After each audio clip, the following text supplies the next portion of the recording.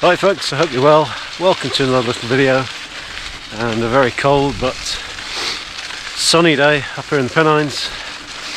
Well into December now, so we're into the winter riding, and it's the first time I've been on the bike for a couple of weeks due to the dreaded winter flu.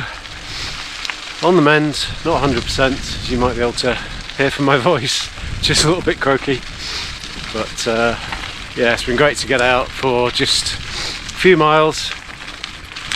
Not a planned route or a bucket list route or anything like that. I'm just checking out a little local reservoir that I often see when I'm bombing down off the tops from Blackstone Edge on my road bike, and I look across to the right, and I've seen this reservoir loads of times and kind of wondered how you get to it. So yeah, I didn't punch a route in or anything, I just thought I'd check it out. Higher Chelburn, I think it's called, and a very nice little spot it is too, so yeah, another little bit of local knowledge to add to the little grey cells.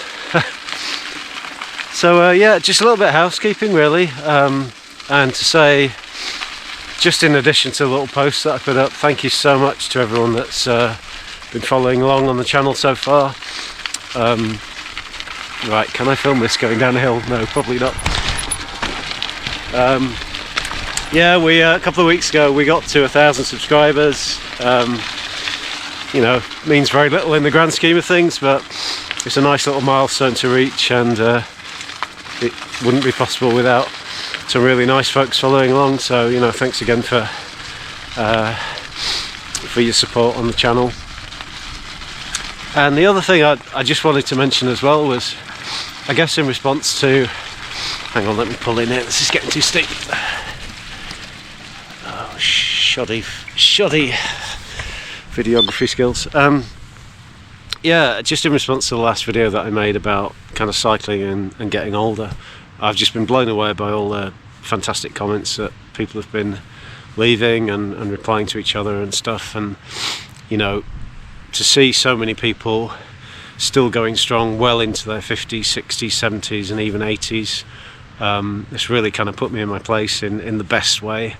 So I really appreciate all those comments, and you know, I found many of them, most of them, practically all of them in fact, really inspiring. And you know, one of the things that I've taken away from a lot of the comments is this notion of consistency, and I think that's something I'm going to be thinking about for next year as I start to think about what, you know, little cycling or fitness goals I want to have for the next year.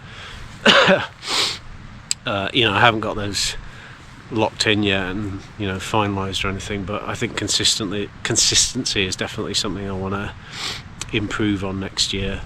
You know, and the tours and the little bucket list things that I've got planned, I think will be a nice byproduct of just that kind of consistent work that I do throughout the year.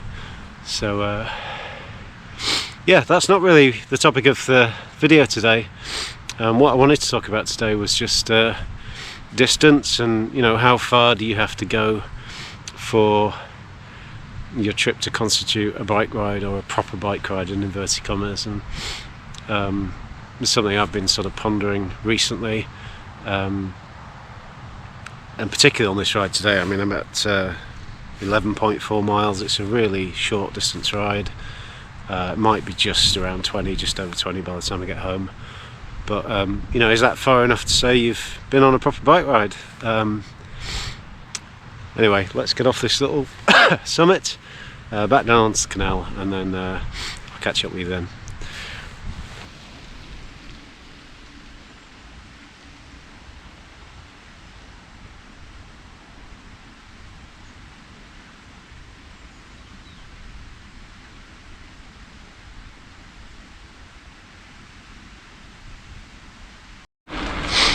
So yeah, it's pretty hard these days, if you watch any kind of cycling media, not to feel a little bit inadequate about the distances you ride compared to others. And you'll sometimes see, you know, people saying, oh, just a short ride this weekend, 90 miles, or yeah, I'm doing a 200 kilometre Audax and I'm cycling 50 miles to the start and 70 miles after that. and it kind of gets a little bit silly really. And you know, not that that stuff's not impressive, it is, but it kind of slightly distorts, or potentially slightly distorts the perception of what constitutes a bike ride. And yeah, for me there's a couple of elements, not including distance actually. I don't really care about how far I'm cycling, and I suppose that seems a little bit odd because I do have a video about cycling 100 miles, and it's, I think, probably a fair criticism when you make those kind of videos that what you're doing is kind of woo, whoop-de-doo, look at me, I can cycle 100 miles. If you've actually watched my video, I hope you realise it was nothing to do with a brag. It's also a distance that there's no way in the world I could do right now as I'm recovering from flu, but yeah, I think for me, if I'm elevating my heart rate, getting a little bit of sort of exercise on the bike, not just pootling along all the time, if I'm sort of out of my area in terms of like maybe further than I'd go if I just went out for a walk, and if I get a nice view in particular. So I mean, for me, hills and views are, for me that really constitutes a bike ride. If I can climb a hill, stop at the top and admire the view, you know, I tick that one off as, yeah, I had a decent bike ride. Distance for me doesn't factor into it, and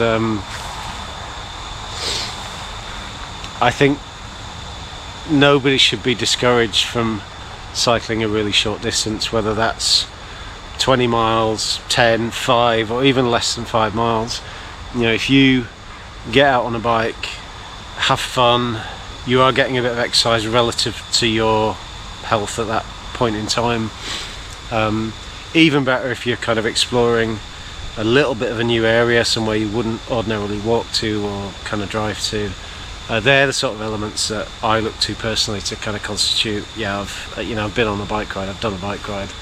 And of course the beauty of that is, you know, in a fairly busy day you can carve out quite a short period of time and get a bike ride in inverted commas. It doesn't have to take up a whole day or a whole morning or afternoon.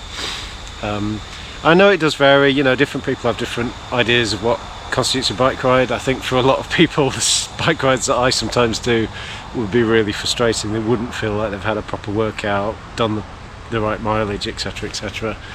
You know, if you join a cycling club, their sort of easy social weekend ride might be 20, 25, 30 miles, 2 to 3 hours, probably a cafe stop, you know, and that constitutes a sort of a cycling club ride, you know, proper ride in inverted commas. So I appreciate it does vary, but you know, I would just like to encourage anybody that's worried about the distances that they cycle, that, you know, just don't. It's absolutely fine if you're doing a mile, a couple of miles. If you're getting out of that ride, if you're getting something out of that ride and sort of feeling better for it, that is a proper bike ride, in my humble opinion. But heck, it's cold when you stop.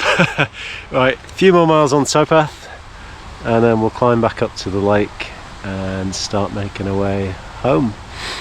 And yeah, I'll maybe just check in for the last time when we get up to the lake.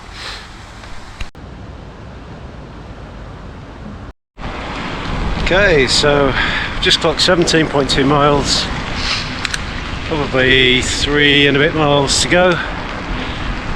So yeah, I'll just clear 20. It's been great to get out, really slow ride, sticking to my local area very much. It's nice to beat the stir crazy from not being on the bike for the last 2 weeks. Is it a proper ride? Well, I think so. I've done a little bit of climbing up to the reservoir, got some nice views, fast around with a camera. It's probably not a ride I'll repeat or write home about or anything like that, but for me it's a proper ride. So yeah, maybe in the next video we'll start talking about goals for 2024, next year. But if If you stayed this far in the video, thank you as always. Please do consider liking and subscribing if you'd be so kind. It really helps me out, and it'd be great to have you following along and part of this little community that we're putting together. Otherwise, please stay safe, take care, and with a very croaky voice, I wish you happy cycling. See you on the next one. Bye.